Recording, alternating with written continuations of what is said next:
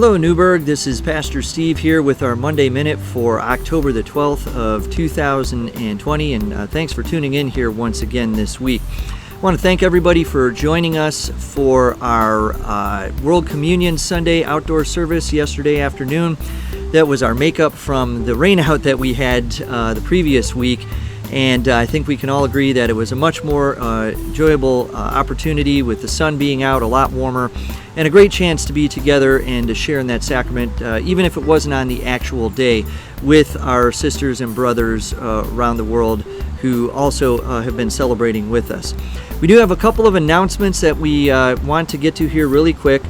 First of all, a reminder that we have Glimpses of Grace class on Wednesday nights. That's continuing to go on with Reverend Gassaway.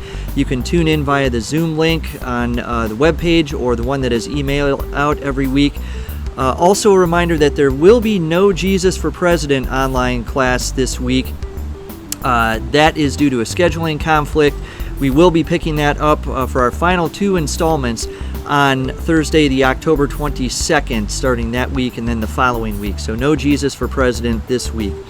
We do have a couple of other exciting things that are happening in our children's ministry.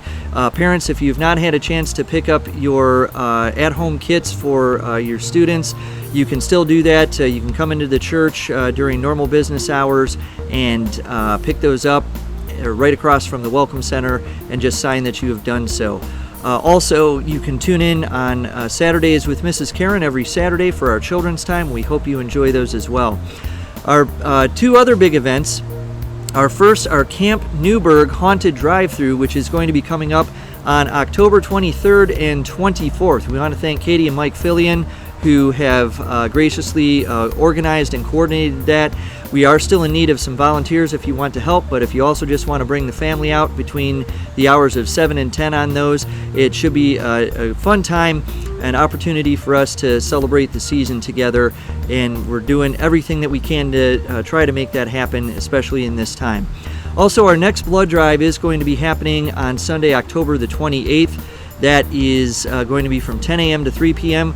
We do need you to make reservations so that we are able to make sure to practice our safe distancing and follow all of our healthy guidelines there.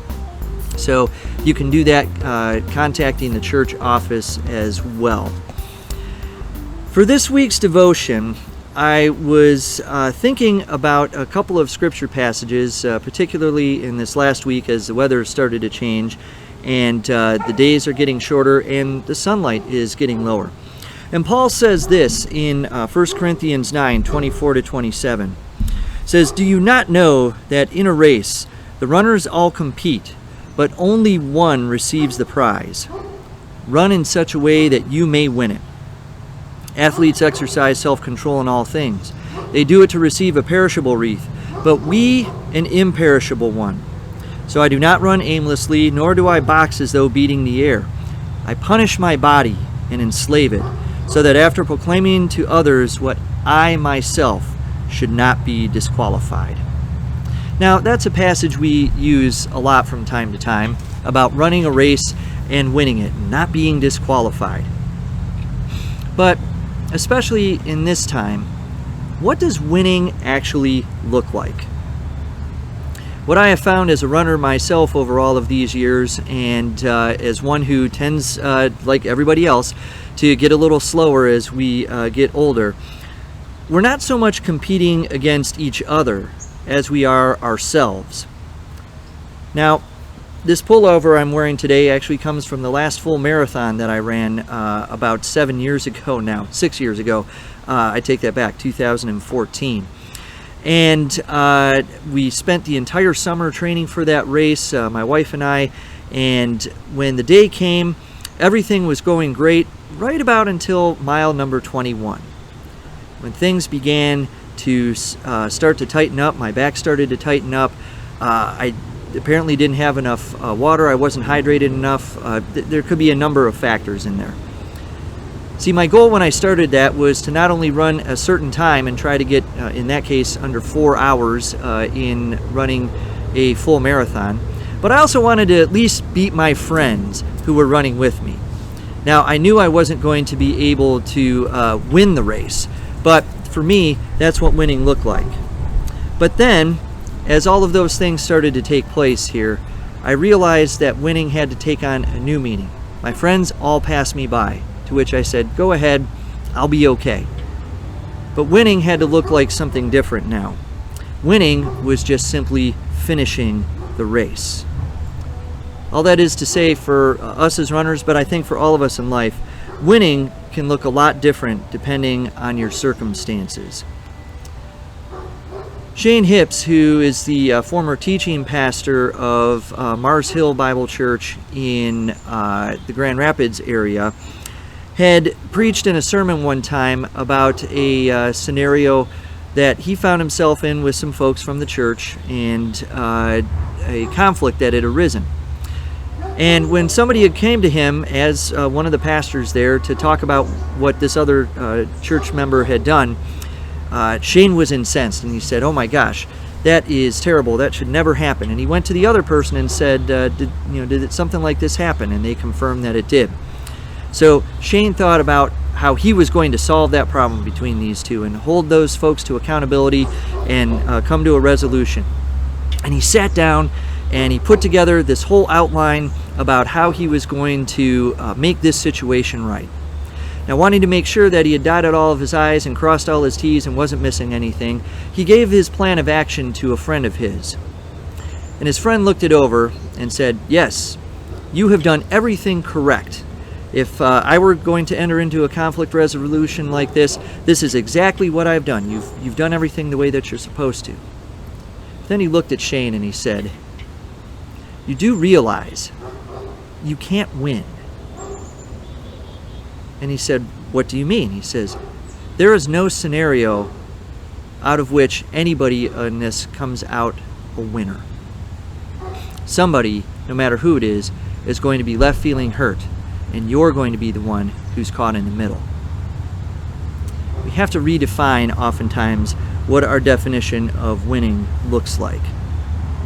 Events of this past week dealing with our, again, COVID-19 pandemic outbreak that made its way all the way to the president and into the White House and became a super spreader event is a stark reminder that nobody is immune. And we have to look at these things not in terms of winning and losing, but how we define what winning is and what our understanding is. Now, Paul says in this passage that we don't compete for a perishable crown, but we compete for an imperishable one. And we are not to do so aimlessly. We have an aim in mind, especially when we are dealing with how we can be church together and also how it is that we are going to manage through this pandemic. And our top number one goal is to make sure that everyone is staying safe and staying healthy, but also that we are not responsible for someone else to stumble. And when we do that, it's taking care of one another that I think gives us the win. See, we have a goal to share in the grace of the good news of Jesus Christ, and we have found several different ways that we can do that, and we still will be able to do that. We're trying just not to get disqualified like I was in that race. I wanted to finish, and that's what we want to do too, is to have everyone finish.